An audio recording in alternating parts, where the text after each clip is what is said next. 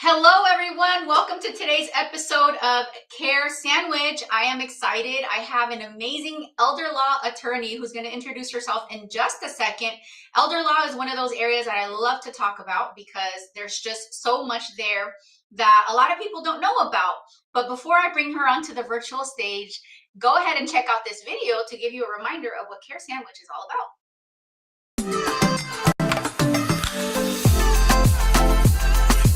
Welcome to Care Sandwich, the podcast where we dive into the success journeys of law firm owners across the country. I'm Margarita Everline, your host and the founder of Marketing Boss, a fractional chief marketing officer firm for law firms. On this show, we'll explore the challenges, strategies, and victories that have shaped law firms and how they wrap every interaction with care. Because we believe that caring isn't just a value, it's a strategy for success.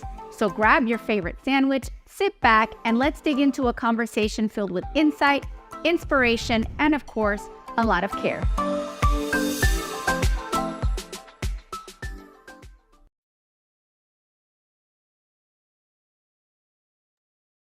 Help me welcome to the virtual stage, Sierra Butler. Hello, hello there. Hi. We were talking a little bit backstage about your story, and I want you to tell us all about it. Who are you? What do you do? And how'd you end up here? Ready, set, go. Loaded question. Okay. So, like you said, I am Sierra Butler. I am a mother, a wife, a lawyer, a business owner, and a super fun human, in my opinion. But my story about having a law firm, in some ways, I never expected to be a law firm owner. That wasn't something on my, my 5-10 year plan, when I was finishing up law school. And when I started out, I wasn't even doing elder law, which I absolutely love. It kind of took me a while to find exactly what kind of law I was supposed to be doing and that I'm actually supposed to be running a firm.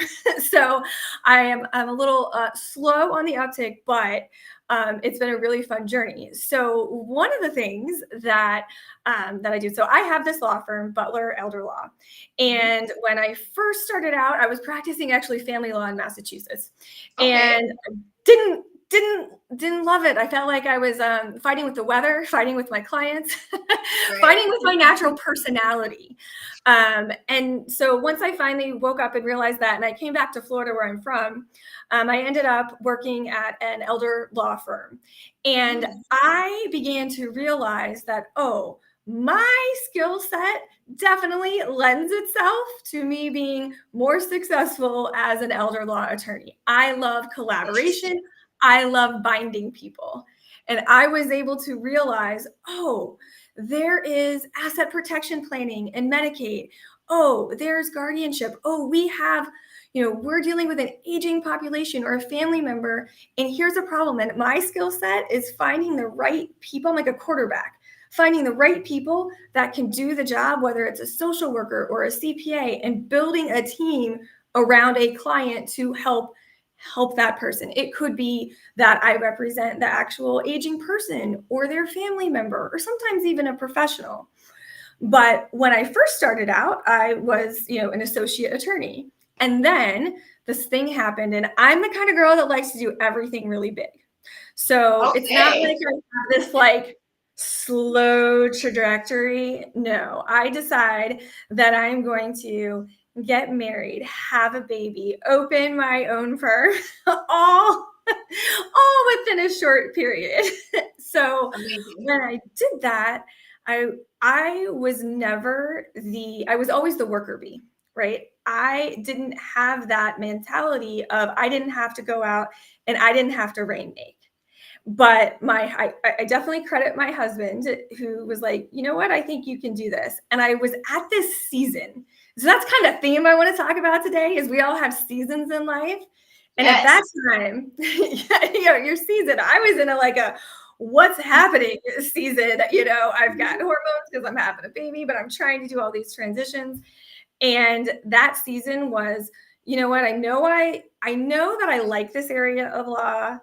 I know that I've got a knack for things, And why not give this a real solid try? So I opened up, it was like May 7th of 2016, and I established Butler Elder Law. And it was just me in my house with my baby.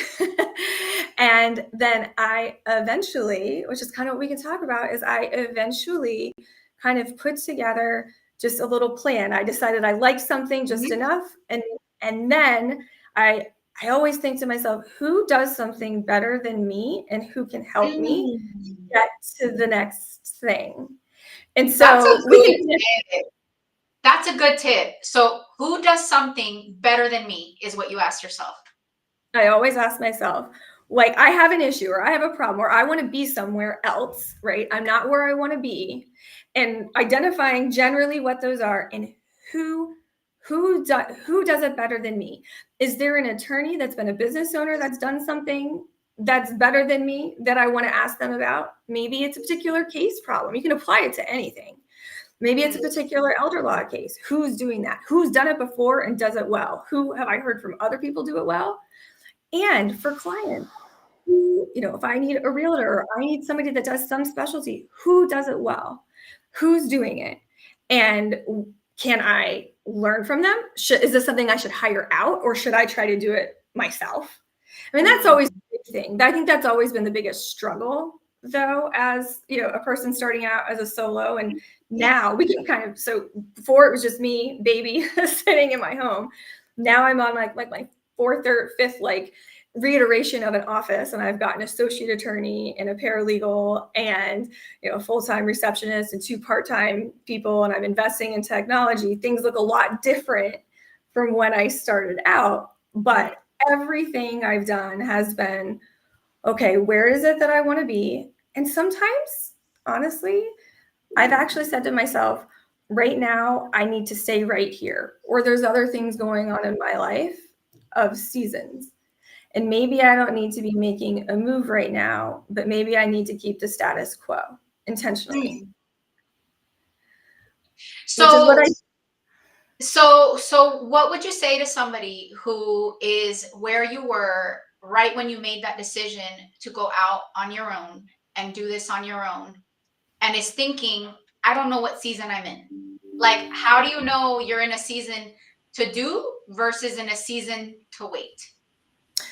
So, great question. So, one of the things that I think you can do is first kind of take stock of personally, how much energy do I have?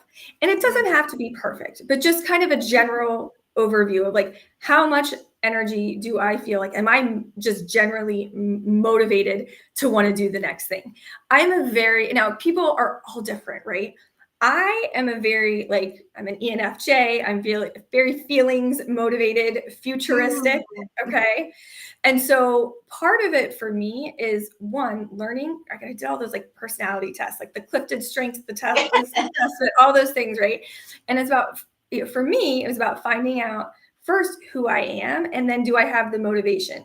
So for me, it's very intuitive, and it's something that I feel.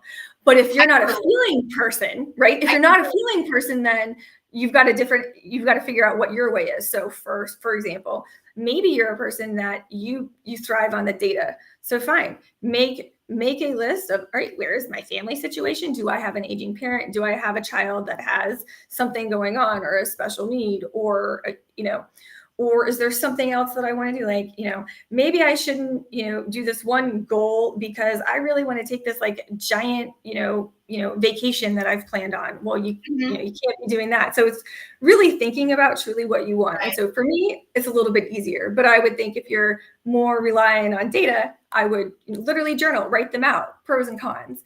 And then always be available to be open to shift too.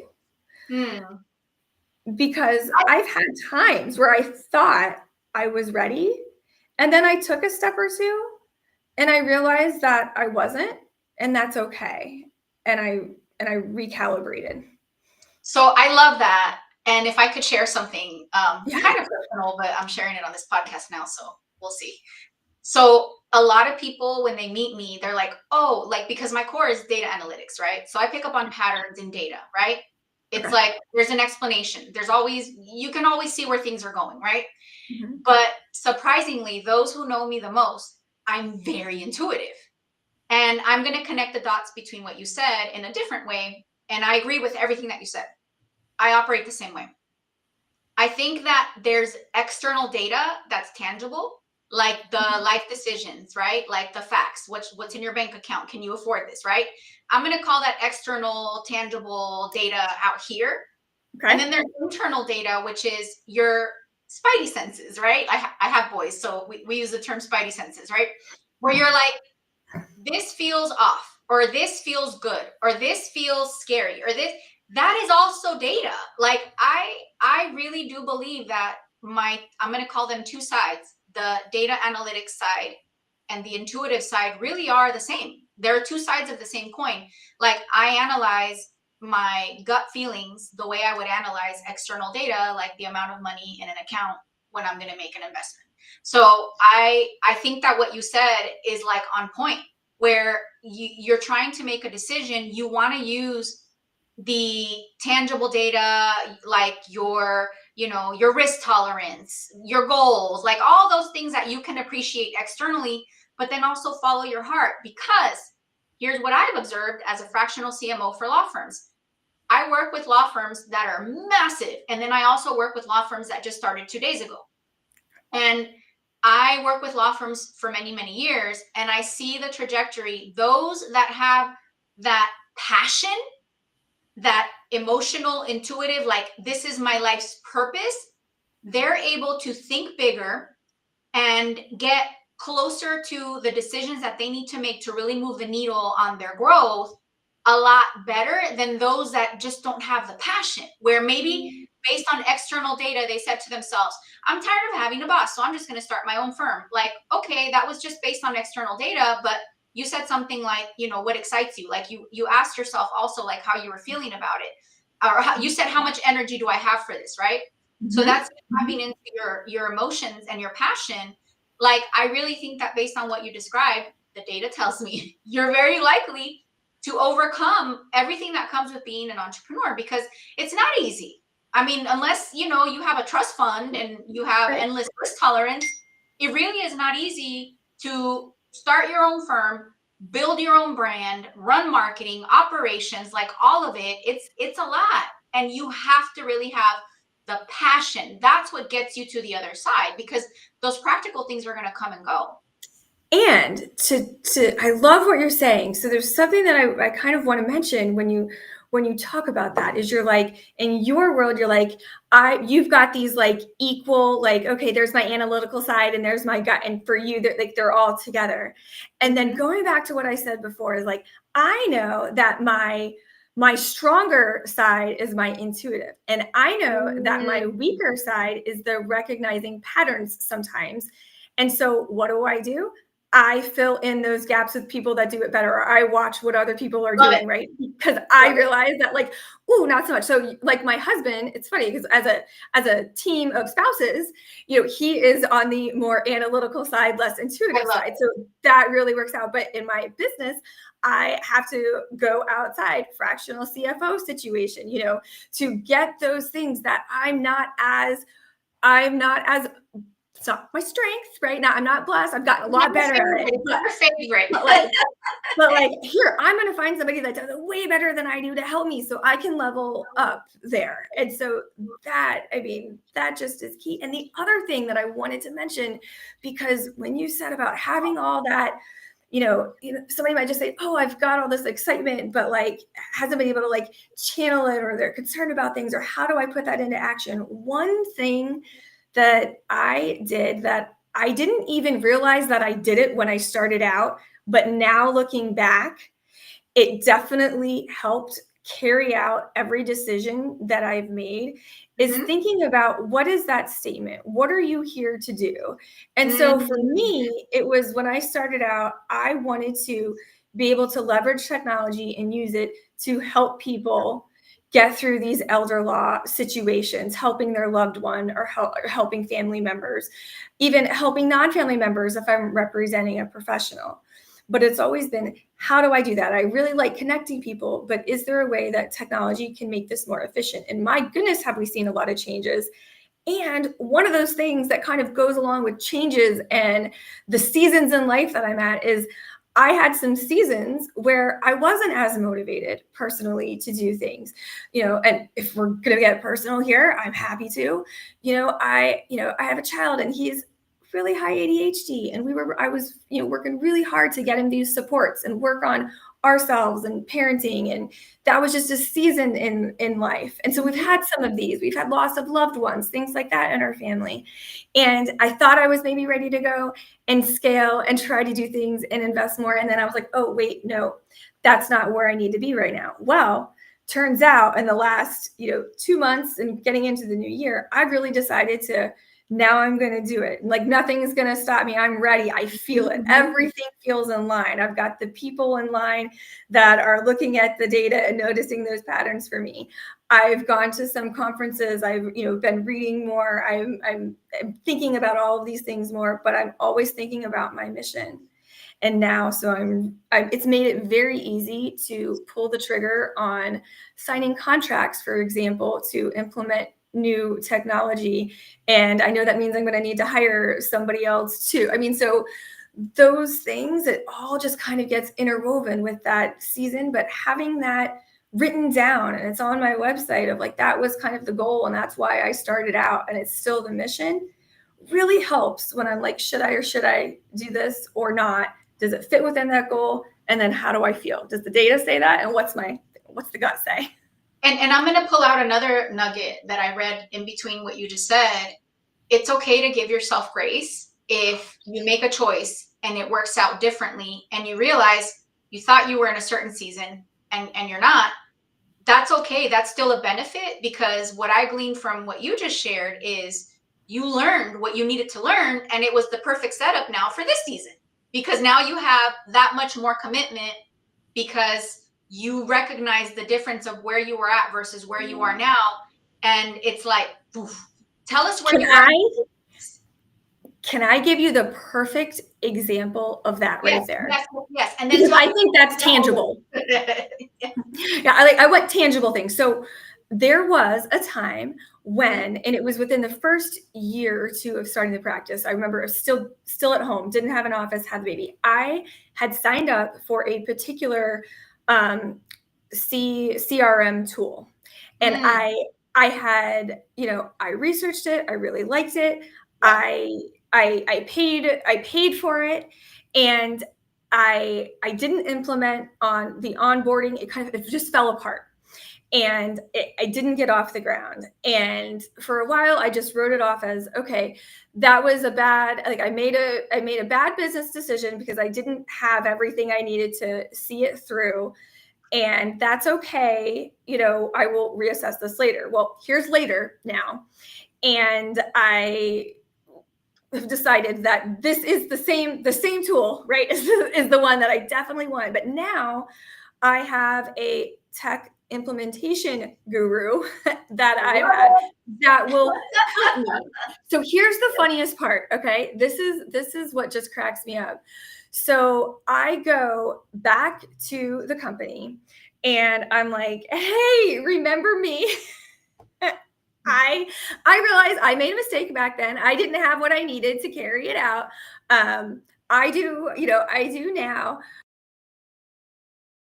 Oh, you shut down on us. Where'd you go? This is definitely meant to be. Everything feels right. They gave me a deal on it and we worked out what it was. And, so I just chuckle. It was just the exact perfect example of that happening. Just happened. I love that. And thank you for sharing, because CRM systems are one of the things that we help our clients implement. And it's not because, we're like biased or whatever toward that tactic, because like I explained, we're not biased toward anything, but I feel like it's one of the most valuable, like fundamental things that you need to have. Like it's even as important as your website if you're going to scale. And so many law firm owners go through exactly what you just described, where they're like, okay, I understand top level, I need this, but then they don't give it the attention to actually execute. And most law firms, not you, you're special. Most law firms are like, CRM systems don't work. And it's like, ah! So I love that you shared that, because I think it's very valuable for any law firm owners that are listening that maybe are intimidated by something new that will help their business, overwhelmed, skeptical. Like, literally don't be. Like, try it out. And if it doesn't work out, then try it out again, and recognize where you as a business owner maybe didn't, cooperate or have the infrastructure. But like, when the time is right, like, have these things that are going to help you scale, these tools like, like AI, like, call centers, or, receptionists, sales and intake, like all of these things. You deserve it. Your business deserves it. Your clients deserve for you to be at your best and not be worn out because things are not working properly, because you're building a law firm with, nails and hammers. When there's like all this automation out there. Yeah. But anyway, I could talk to you forever. I feel bad because we went over time. Sierra, please tell the audience, if they want to work with you, just remind us, what sorts of cases can you help them with? And then how can they either refer clients to you if it's an attorney that doesn't do what you do, or if it's a listener, like how can people refer cases to you? Okay. So the areas of practice specifically in elder law that I do. So I represent usually powers of attorney, those named agents, healthcare surrogates, okay? Mm-hmm. Those people that are nominated. And I also do the drafting for that too, if it comes down to it. But really, where we really shine is when someone is concerned about long-term care in the future. Maybe they've had an event, or maybe they're thinking about, there could be a long-term care event for me or my family member. Medicaid qualification and guardianship. And the way to reach me, the best way is to call us or to go to my website, butlerelderlaw.com. And you can even provide me, you can even email me, okay, which is Sierra, SIERRA, @butlerelderlaw.com. And what we can do is we can provide you with all of the information about what we do, how we work. That's a big thing about consultations and how we work. And we will give you price estimates, and it's very helpful. And so that is how we, for other attorneys, because I get most of my work through other attorneys that don't do what I do. That is the best way, is let me send you an email that's got all the info on how we work. That's amazing. Thank you so much for sharing. And also, I have the most important question, supposedly, of the show. Hit me. Coming for you. What is your favorite sandwich? No judgment. There is no judgment, and I even have a story behind it. Shocking. So it would be the Italian Vito sandwich from Jimmy John's. I love it so much. Ready? Are you ready for this? There is a picture of me after giving birth to my child of the one thing I wanted, and I am holding that sub as if it is my baby. Oh my God, that is funny. So me, you, and Latrice, a friend of mine who's also an attorney that I've interviewed on Care Sandwich, that's our favorite sandwich. So now there's 3 of us. And we like ours with extra mayo. I don't know about you, but like ridiculous, copious amounts of mayo. See, I just like copious amounts of oil and vinegar. So clearly we do not like a dry sandwich. So we are on the same page there. Gosh, that's good stuff. Oh my gosh.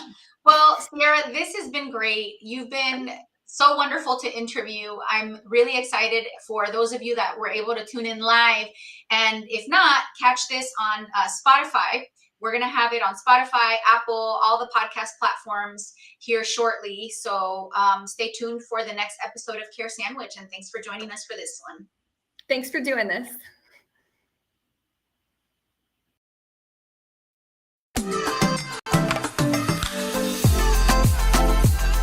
Thank you for joining us on this episode of Care Sandwich. Remember, the way we care for our clients, our teams, and ourselves can make all the difference in our success. Until next time, keep caring, keep growing, and I'll see you.